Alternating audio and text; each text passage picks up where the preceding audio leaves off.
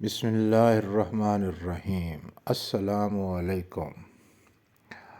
کن امراض میں کون سی غذائیں مفید ہیں؟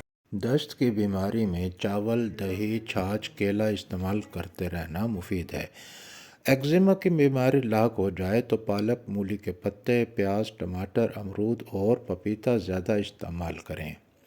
یرقان پیلیا ہو جائے تو رسدار پھلوں کا رس، گنے کا رس اور گلوکوز لیتے رہنا مفید ہے۔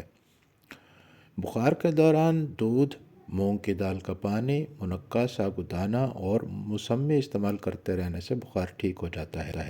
اس کے بعد 4-5 دن یہی خوراک لیتے رہنا چاہیے۔ ٹانسلز بڑھ جائیں یا گلا درد کر رہا ہو تو چائے کی پتی پانی میں ابال کر غرارے کرنا یا نیم گرم پانی میں پھٹکڑی اور نمک ملا کر غرارے کرنے سے گلے کا درد اور ٹانسلز ٹھیک ہو جاتے ہیں۔ چیچک نکل آئے تو دودھ، انگور، انار، موسمی اور میٹھے پھل کھانا مفید ہو سکتا ہے۔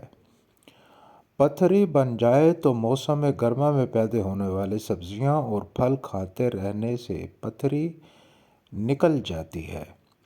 خارش ہو جائے تو لیموں اور چنبیلی کا تیل برابر ہم وزن ملا کر مالش کریں، اس سے خشک اور برساتی خارش دور ہو جاتی ہے۔ ہماری نشریات ملاحظہ فرمانے کا شکریہ۔ اگر آپ آئندہ بھی اسی طرح کی قیمتی معلومات سے منسلک رہنا چاہتے ہیں تو چینل سبسکرپشن کے بعد گھنٹی کے نشان کو آل پر کرنا نہ بھولیں۔ شکریہ۔